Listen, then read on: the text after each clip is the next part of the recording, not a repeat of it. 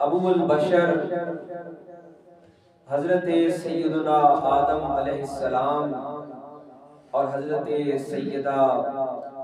حوا سلام اللہ علیہا کا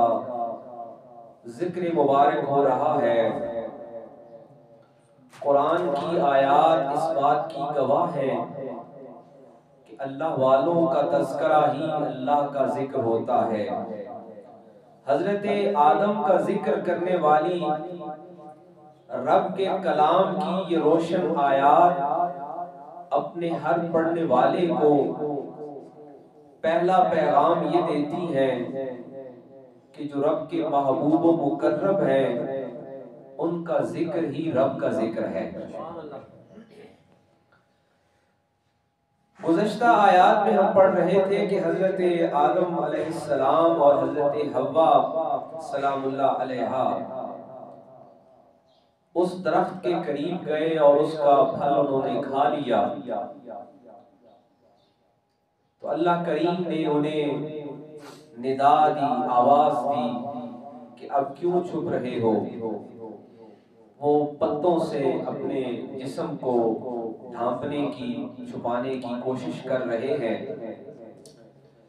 آج کی آیت مبارکہ حضرت آدم علیہ السلام کی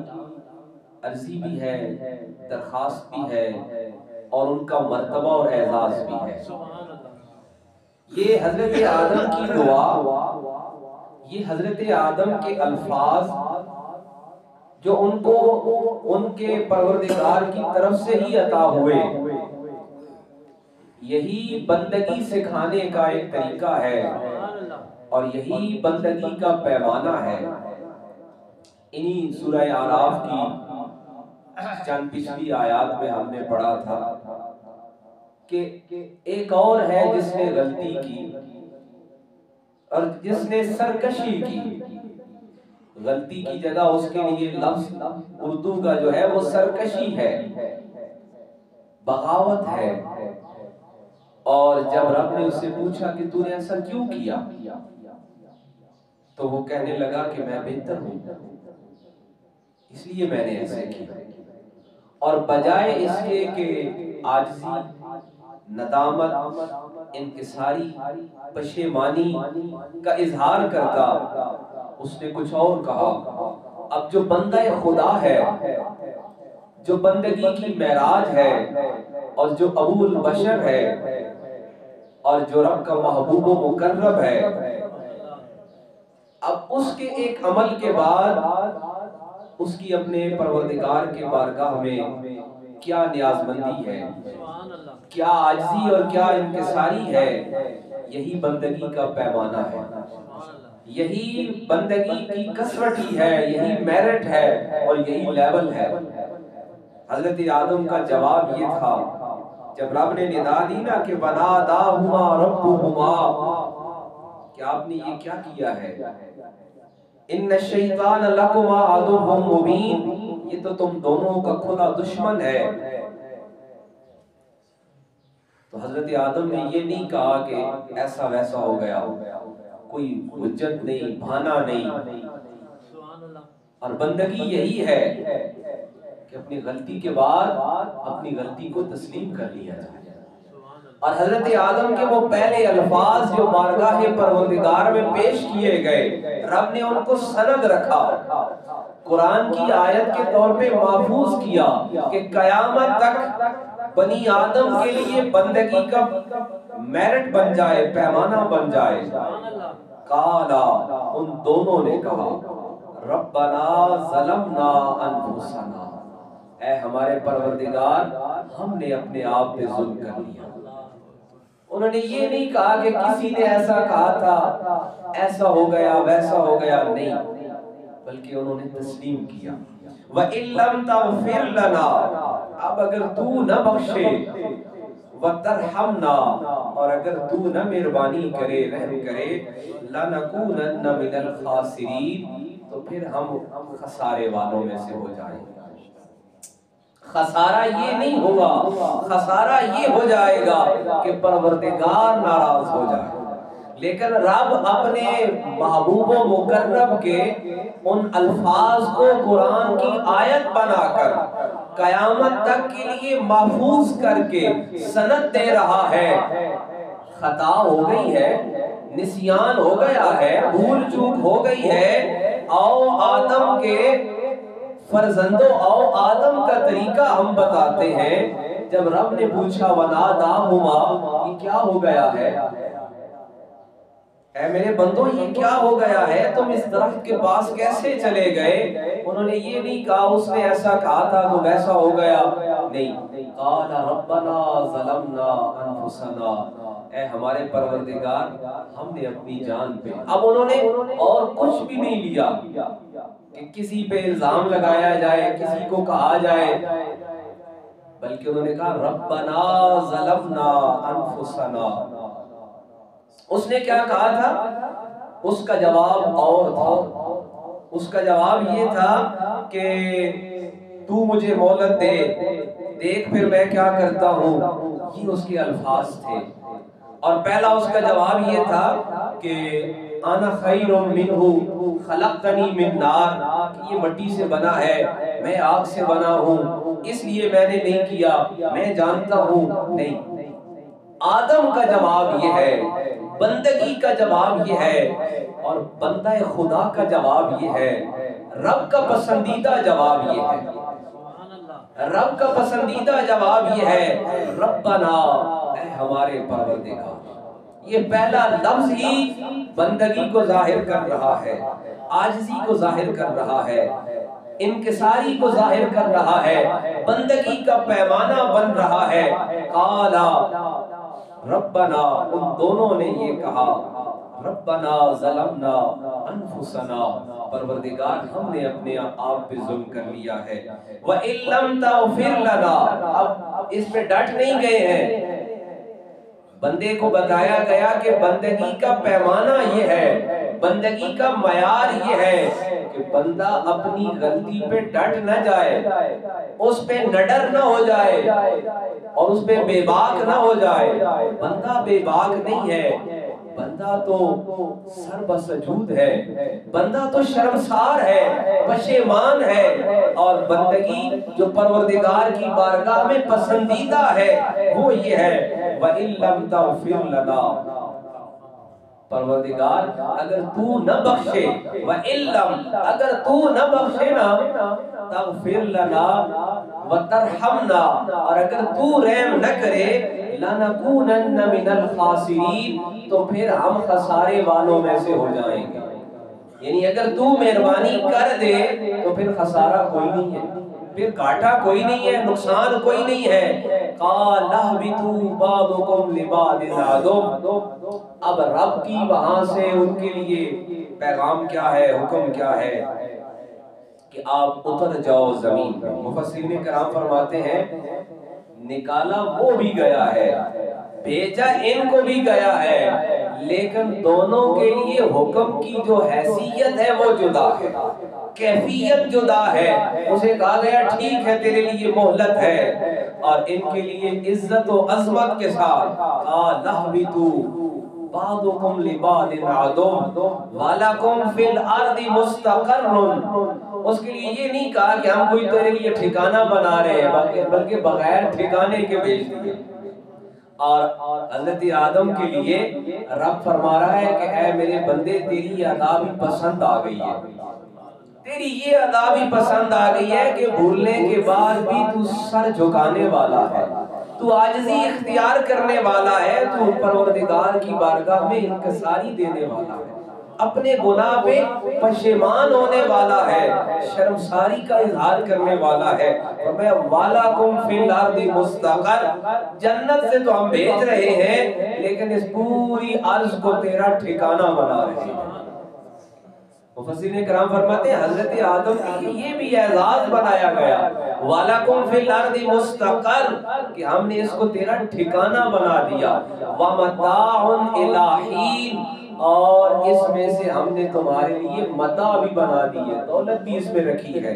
قال فیہا، اب یہ بھی مت سمجھنا حضرت آدم نے یہ گمان کیا کہ ہم کوئی سزا کے طور پہ نکالے جا رہے ہیں، میں نہیں، قال فیہا تحیون وفیہا تموتون ومنہا تخرجون، ہم زندگی دیں گے، موت دیں گے اور دوبارہ یہاں لے آئیں گے۔ اب ہم نے اس جنت کو، جیسے میں نے گزشتہ جمعہ مبارک میں بھی عرض کیا کہ ایک فضل کی جنت ہے اور ایک کسب کی جنت ہے۔ پہلے محض مہربانی، محض فضل کی وجہ سے جنت تھی، اب فرمایا اب ہم نے ایک طریقہ کار بدل دیا ہے۔ اب طریقہ کار کیا ہے؟ یعنی دوسرے لفظوں میں اب آدم کے ہر فرزند کو اپنی عاجزی اور بندگی دکھا کے جنت میں آنا ہے۔ قال اهبطوا بعضكم لبعض عدو ولكم في الارض مستقر ومتاع الى حين قال فيها، اب اس میں رہنا ہے، تحیون وفیہا تموتون ومنہا تخرجون، ہم تمہیں زندگی بھی دیں گے، پھر موت دیں گے اور دوبارہ جہاں سے نکالا ہے وہاں لے کر آئیں گے۔ عزیز مکرم، حضرت آدم اور حضرت حوا کے اس مبارک ذکر میں حضرت آدم کی اولاد کے لیے کیا سبق ہے، اور قرآن نے اپنی آیات میں ان کو قیامت تک کس لیے محفوظ رکھا ہے کہ یہ بندگی کا معیار ہے۔ یہ بندہ ہونے کا جو اصل مقصد ہے نا، اصل مدعا ہے، وہ حضرت آدم کے اس سارے سبق میں پوشیدہ ہے کہ آدم کے لیے نسیان رکھا گیا ہے، اس کے خمیر میں یہ شامل ہے، لیکن اس کے ساتھ ہی یہ مسجود ملائک ہے۔ مسجود ملائک کہ جسے ملائکہ سجدہ کرنے والے ہیں، اور اسی کے ساتھ یہ خلیفۃ فی الارض بھی ہے، یہ زمین پہ رب کا نائب بھی ہے۔ لیکن اس کے لیے معیار کیا ہے؟ اس کے لیے معیار ہے عاجزی، معیار ہے انکساری، اپنے گناہوں پہ شرمندہ ہونا، اور رب کی بارگاہ میں بغیر کسی حجت کے، بغیر کسی بہانے کے اپنے آپ کو اپنے پروردگار کی بارگاہ میں جھکا دینا۔ حضرت آدم سے جب پوچھا گیا نا یہ کیا ہوا ہے، انہوں نے بہانہ نہیں بنایا، وقت گزر گیا تھا جی، ہم اس ایسے ہو گیا ویسے ہو گیا، ہم اس کی باتوں میں آگے، اس نے ہمیں ایسا کہا، نہیں، انہوں نے فوراً اپنی عاجزی پیش کی۔ اور رب کی بارگاہ میں یقین کیجئے کہ آدم کا معیار یہی ہے، اور بندگی کی کسوٹی یہی ہے، پرکھ یہی ہے، اور یہی معراج ہے، یہی بلندی ہے۔ حضرت آدم کو بظاہر، حضرت صاحب تفسیر کبیر امام فخر الدین رازی فرماتے ہیں، بظاہر زمین پہ بھیجا گیا، لیکن حضرت آدم کی یہ بندگی کی معراج ہے کہ رب نے ان کے الفاظ کو قیامت تک کے لیے محفوظ کر لیا۔ اب دیکھیے کہ ہم اہل اللہ کے طریقے کے چلنے والے جو ہیں، ان کے لیے ایک اور سبق یہ ہے کہ ہمیں کہا جاتا ہے کہ آپ ہی اولیاء اللہ کا بتایا ہوا یہ ذکر کیوں کرتے ہیں، یہ دوسرا ذکر کیوں نہیں کرتے، خود سے پڑھ کے کیوں نہیں کر لیتے۔ آج کل یہ بڑا ہے نا، ہر بندہ خود سے بڑا فلاسفر ہے۔ رب کا کلام بتاتا ہے حضرت آدم کی دعا کو اس لیے رکھا گیا، حضرت آدم نے دعا مانگی، رب نے سن لی، قبول ہو گئی، اب وہ الفاظ قیامت تک رب کے کلام میں محفوظ اس لیے کر دیے گئے کہ رب کو یہ الفاظ بھی پسند ہے۔ جس طرح حضرت یونس کی دعا کو رکھا گیا، حضرت ابراہیم کی دعا کو رکھا گیا، حضرت اسماعیل کی دعا کو رکھا گیا، حضرت مریم کے الفاظ کو رکھا گیا، حضرت زکریا کے الفاظ کو رکھا گیا، حضرت سلمان کے الفاظ کو رکھا گیا، اس لیے کہ جو رب کے محبوب و مقرب ہیں ان کی زبان پہ رب کا ذکر رہتا ہے، اور رب کو ان کی ادا اتنی پسند ہے کہ ان کے الفاظ کو بھی محفوظ کر لیا۔ اب یہ قرآن مجید کی دعاؤں میں سے ایک وہ دعا ہے جس کے بارے میں علماء کرام فرماتے ہیں جو رب کو بہت زیادہ پسند ہے۔ ربنا ظلمنا انفسنا وَإِن لَّمْ تَغْفِرْ لَنَا وَتَرْحَمْنَا لَنَكُونَنَّ مِنَ الْخَاسِرِينَ۔ یہ وہ دعا ہے جو حضرت آدم نے سب سے پہلے اپنے پروردگار کی بارگاہ میں پیش کی، اور یہ ادا اتنی پسند آئی ہے رب کو کہ رب نے الفاظ بھی وہی محفوظ کر لیے ہیں، اور محفوظ کر کے قیامت تک ہمارے لیے یہ سبق رکھا ہے کہ اپنی ہر غلطی پر، اپنے ہر پشیمانی پر اور اپنی ہر جو کوتاہی ہے، لغزش ہے، ہر گناہ ہے، اس کے بعد رب کے حضور اپنی عاجزی پیش کرو۔ بھول ہو گئی ہے، اب اس پہ نڈر نہ ہو جاؤ، اس پہ بے باک نہ ہو جاؤ، بلکہ آدم کے فرزندوں کے لیے آدم کا طریقہ یہ رکھا گیا کہ کوئی حیل و حجت نہیں، کوئی بہانہ نہیں، بلکہ رب کی بارگاہ میں اپنی عاجزی پیش کی جائے اور اپنی غلطی کو تسلیم کر لیا جائے۔ اور رب کی بارگاہ میں بندے کی یہ عاجزی جو ہے یہ بہت پسندیدہ ہے۔ اسی لیے آقا کریم علیہ السلام کی حدیث مبارکہ بھی ہے کہ میں نے اپنے رب کی بارگاہ میں اپنی عاجزی پیش کی تو رب کی طرف سے یہ بتایا گیا کہ میرے محبوب تیرا یہ لایا ہوا تحفہ ہمیں بڑا پسند آیا ہے، کہ یہ جو عاجزی ہے نا اس کی ذات، اس کے لیے کبریائی ہے، بڑائی ہے اور عظمت اس کے لیے ہے، اور بندے کے شایان شان عاجزی اور انکساری ہے۔ اور دوسرا حضرت آدم کے لیے زمین پر آنا یہ کوئی سزا کے طور پر نہیں ہے، بلکہ رب فرماتا ہے وَلَكُمْ فِي الْأَرْضِ مُسْتَقَرٌ، مفسرین کرام فرماتے ہیں مستقر ٹھکانے کو کہتے ہیں، اور حضرت آدم کے لیے یہ ٹھکانہ بنا دیا گیا کہ آدم کے لیے جنت سے نکلنا اس دعا کے بعد وہ رب کے ایک انعام کی صورت میں بدل گیا ہے اور ایک اعزاز کی صورت میں بدل گیا ہے۔ رب نے فرمایا وَلَكُمْ فِي الْأَرْضِ مُسْتَقَرٌ، کہ اے آدم یہ جو تمہارا ازلی دشمن ہے یہ تمہارا خسارہ کرانے پہ تلا ہوا تھا، لیکن تم نے اپنی عاجزی پیش کر دی۔ وَإِن لَّمْ تَغْفِرْ لَنَا وَتَرْحَمْنَا لَنَكُونَنَّ مِنَ الْخَاسِرِينَ، رب نے پھر خسارہ ہونے نہیں دیا، گھاٹا ہونے نہیں دیا، بلکہ کیا کیا وَلَكُمْ فِي الْأَرْضِ مُسْتَقَرٌ۔ آج جس کے پاس جناب 2 بگھے زمین ہے وہ سردار ہی نہیں قابو آ رہا، اور رب فرماتے ہیں ہم نے آدم کے لیے ساری زمین کو ٹھکانہ بنا دیا۔ وَلَكُمْ فِي الْأَرْضِ مُسْتَقَرٌ، کہ اس سے بڑا اب کوئی سردار ہے کہ ایک آدم اور جس کے لیے ساری زمین ملکیت بنا دی گئی، وَمَتَاعٌ إِلَىٰ حِينٍ، اور جو کچھ اس کے اندر ہے وہ بھی سارا اسی کا ہے۔ ایک دعا، ایک عاجزی اور ایک انکساری پیش کی، فرمایا ہم نے تمہارے لیے زمین کو ٹھکانہ بنا دیا اور اس کے اندر کی ساری جو نعمتیں ہیں وہ ساری تیرے لیے بنا دی ہیں۔ قال فیہا تحیون، اب اس پہ نہیں رہنا ہے کہ شاید یہ زمین ہمیشہ کے لیے ہے، نہیں، ہمیشہ کے لیے بھی نہیں ہے اور سزا کے طور پر بھی نہیں ہے، اعزاز کے طور پر ہے، اور جنت لی بھی نہیں گئی ہے، بلکہ رب فرماتا ہے قال فیہا تحیون وفیہا تموتون، ہم نے اس میں زندگی دی ہے پھر ہم موت دیں گے، ومنہا تخرجون، اور جہاں سے بھیجا ہے وہاں واپس لے کر آئیں گے۔ حاضرین مکرم، یہی بندے کی زندگی کا سارا سرکل ہے، سارا دائرہ یہی ہے کہ بھیجا گیا ہے اب عاجزی کے لیے، بندگی کے لیے، انکساری کے لیے،